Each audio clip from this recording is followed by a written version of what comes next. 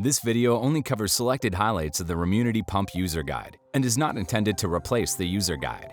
For complete details, including warnings and cautions related to the Remunity Pump, refer to the user guide. For safety information related to Remodulin, please see the end of the video and the full prescribing information. It may surprise you to know that the Remunity pump does not measure the volume of Remodulin remaining within the reservoir of the cassette. It calculates it. So what exactly does it calculate? The pump uses the delivery rate and the amount of Remodulin filled to calculate how long it will take to use all the liquid. It is very important to set the delivery rate, particularly if titrating up or down, immediately before changing the cassette. That way, the pump has the most up-to-date information for its calculation.